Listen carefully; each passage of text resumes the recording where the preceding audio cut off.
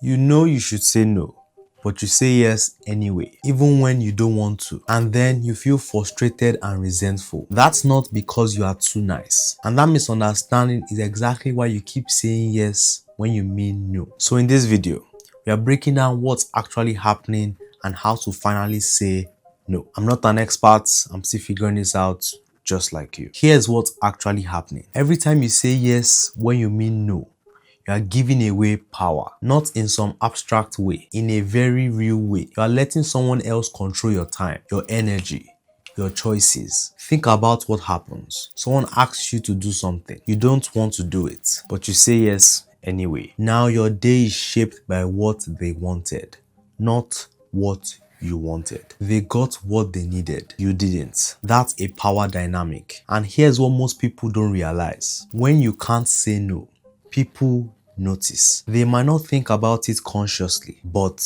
they learn. They learn that asking you is easy, that you'll probably say yes, that you won't push back. And so they keep asking more favors, more requests, more of your time. Not because they are bad people, but because you've shown them that your time is available. And the more you say yes, the harder it is to say no. Because now saying no feels like you are breaking some unspoken agreement, like you are letting them down. But here's the truth. You never agreed to be available whenever anyone needed something. You just never said no. So if saying yes when you mean no is giving away power, what is saying no? It's taking your power back. It's not being rude. It's not being selfish. It's deciding that your time and energy matter. Here's the shift. Most people think saying no makes them a bad person, like they are being difficult or unhelpful. But that's wrong. Saying yes to everything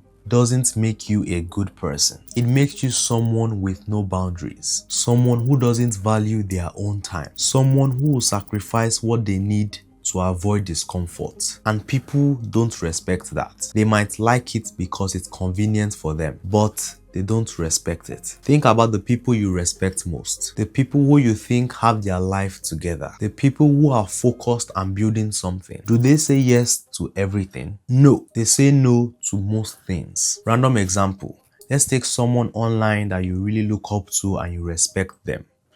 And let's say you message them and say you want to have a coffee with them or something like that. What do you think their response would be? No.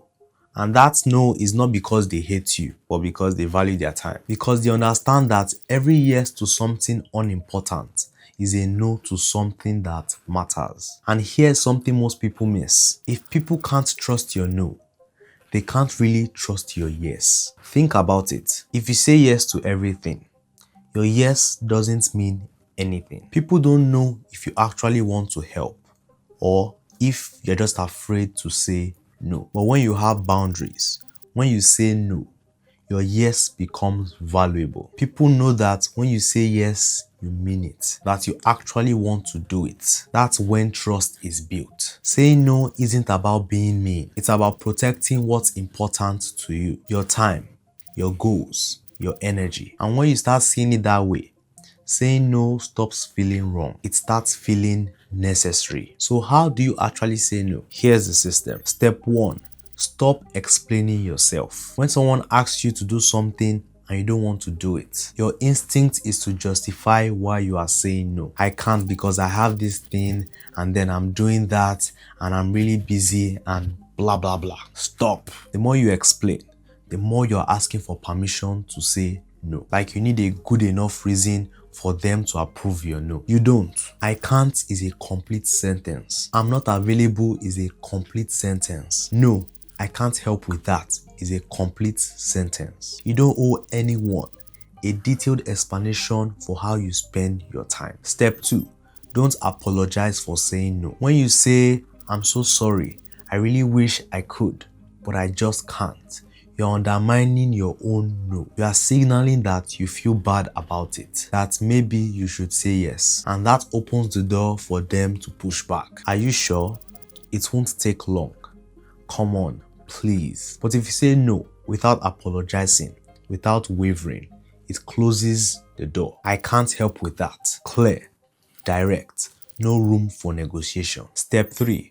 Offer an alternative only if you actually want to. Sometimes people say no, but then feel guilty and immediately offer an alternative. I can't do that, but I can do this other thing instead. Only do this if you genuinely want to help in a different way, not because you feel bad about saying no. If you don't want to help at all, that's fine. Just say no and leave it there. Step 4. Let them be disappointed. This is the hardest part. When you say no, the other person might be disappointed. They might be annoyed. They might give you a look or make a comment. Let them. Their disappointment is not your responsibility. They will get over it. And if they don't, that tells you something about the relationship. People who respect you will respect your no. People who don't weren't respecting you in the first place. Here's what this actually looks like in practice. Use this 3-part structure. 1. State your no clearly. No, I can't. I'm not available. I can't help with that. 2.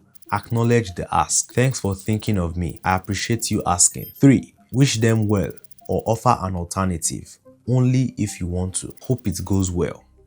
Good luck with that. Or if you genuinely want to help, I can't do that, but I can help with this instead. Here's an example. Someone asks, can you help me move this weekend? Your response, no, I can't. Thanks for thinking of me though.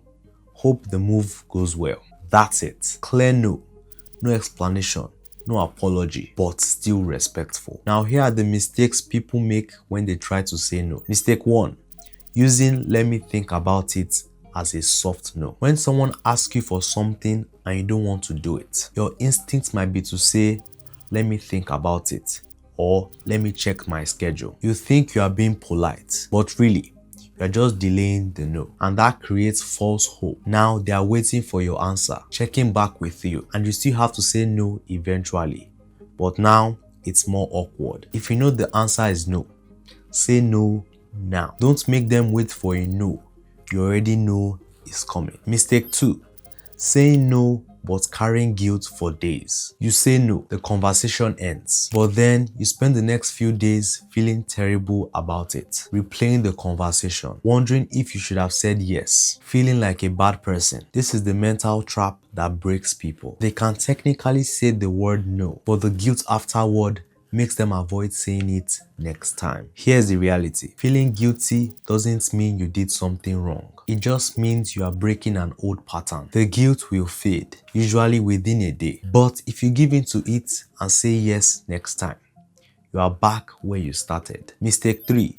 Only saying no to small things. This is the sneaky one. You start practicing saying no and it works. You say no to small favors, minor inconveniences, things that don't really matter. But when someone asks you for something big, something that actually costs you time or energy, you still say yes because it feels too important to say no to. But those are exactly the requests you need to say no to most. The small stuff doesn't drain you. The big stuff does. If you can only say no to things that don't matter, you actually haven't changed anything. Practice saying no to the things that cost you the most. That's where your power actually comes back. The first few times you say no, it will feel uncomfortable. That's normal. You are breaking a pattern. But the more you do it, the easier it gets. And the more people learn you have boundaries, that your time isn't automatically available, that asking you means they might hear no, and that's when things change. People stop asking for things they know you won't say yes to. Your time becomes yours again, and you stop feeling resentful because you're no longer doing things you don't want to do. Now, if you want to know how to do the hard things you know you should be doing, check out this video. Remember, the path is yours to walk, and as always, I'm in your corner rooting for you.